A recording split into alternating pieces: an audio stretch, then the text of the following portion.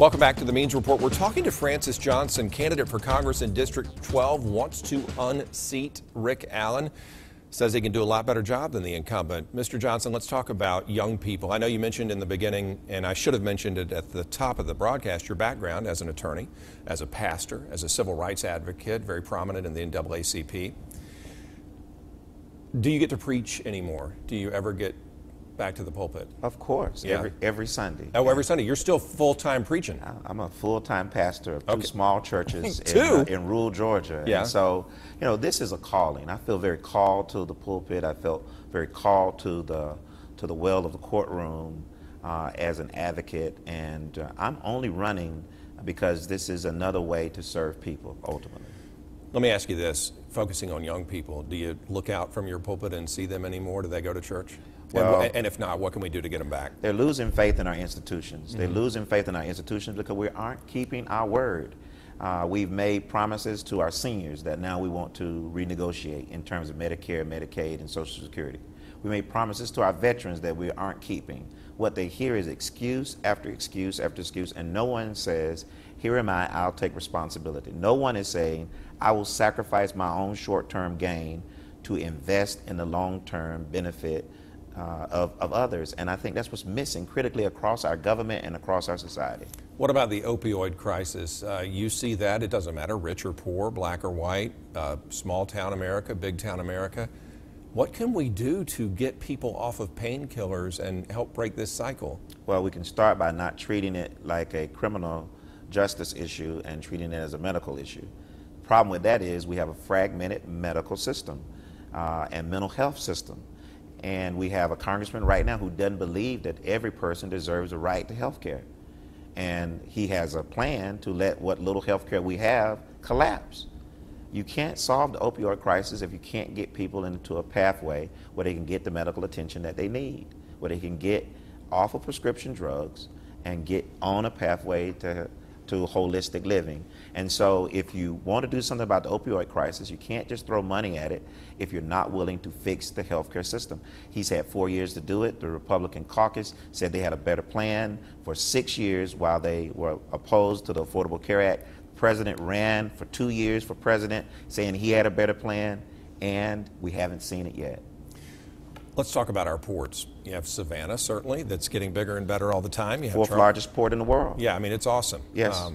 Charleston, Jacksonville.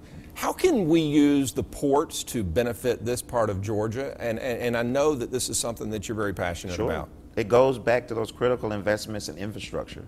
You know, when we came out of the Great Depression, Franklin Delano Roosevelt and others invested over the long term to electrify rural Georgia, for example. They understood that they were investing not just for the short-term gains over an election cycle, but for 10, 20, and 50 years out. We've got to do that again. We got a fragmented rail line that doesn't allow us to connect those ports to the largest cargo operation in the world, Hartsville, Atlanta.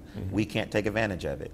We don't have enough connected tissue in terms of 2-lane highways. Our interstate systems are over capacity, and no one's taking the real hard look at where our priorities are. Instead, we're giving tax breaks to millionaires and billionaires for their second yachts, instead of doing the hard investments that we need to make to put America on the footing for the next 50 to 100 years. How are we doing as a nation, as a state, when it comes to race relations, and where should we go? Well, I tell you, we're in a critical moment. Right now, we are still discovering bombs that have been mailed to politicians and public figures. This is a tough time. I think this is not a time of left versus right or Republican versus Democrat, and certainly not red versus blue. We have to remember we're all on the same team, red, white, and blue. And I think we have to lead with our values.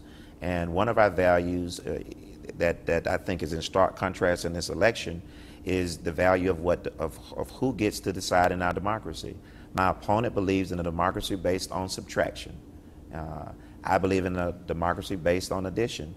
And when you look at our experiment over the 232 years of this country, when we were founded in 1787, it didn't include me. It didn't include women. It didn't include the indigenous people who occupied these lands, the Cherokee and others, far before any ships came. But through work, through hard work, through fights and amendments and even wars, we have added to this democracy. And I think we are best when we remember who we are in that great history. What does that look like in Congress, though? Because we recently saw an ugly display of what it looks like when people don't get along in the Kavanaugh confirmation hearings. So how do you get up there to D.C., a town that's just filled with such controversy and discord, and make people unite?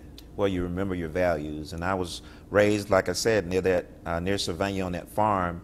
And when you are raised on a farm, you are raised with a cooperative value. Our neighbors never put anything in the ground without expecting that we would help them take it out. Our animals got out. We fully expected our neighbors would help us to bring them in.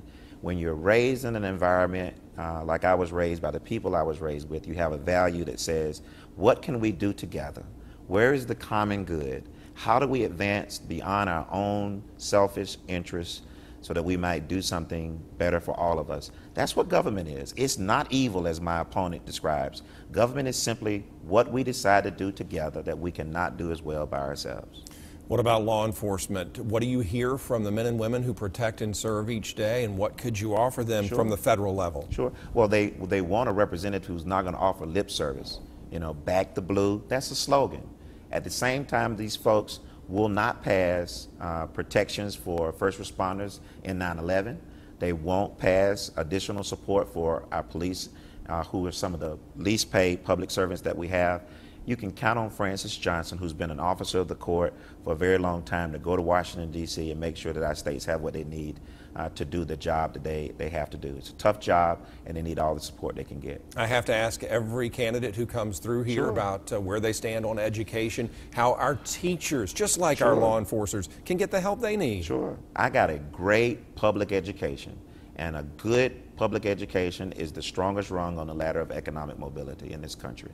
It is the envy of the world. It was the envy of the world. We have to restore it by reimagining education and producing a 21st century education regime that truly prepares our students for the global opportunities which are theirs. I went to Georgia Southern University and the University of Georgia, two great public institutions in this area. My opponent went to Auburn. I'll just throw that out there. He did. He did. That's right. But you know, I was able to take those degrees and come back home and to open up an office on Main Street because I graduated with such little debt. That was a public investment in me, in those who graduated in that era. That is hard to find for folks graduating today. They graduated with 30 times the debt that I graduated with, which means they have little opportunity to come back to small places like Sylvania, Statesboro, Waynesboro, and make a real difference where they love. You shouldn't have to choose where you live for a paycheck over where you love. What do you think about the state of our young people today, aside from the debt that they face, aside from the stresses that all young people see when they get out into the real world? Is our nation in good hands when it comes to our future leaders? Oh, I am absolutely amazed by young people. I think that they are engaged. I think they are really skeptical of all that has come before, and that's a good thing. Yeah. I think they will renew our democracy, and I think the best is yet to come for this country. There are some who believe that our best days are behind us, and they attend to slogans like "Make America Great Again," as if our best days were in some distant past.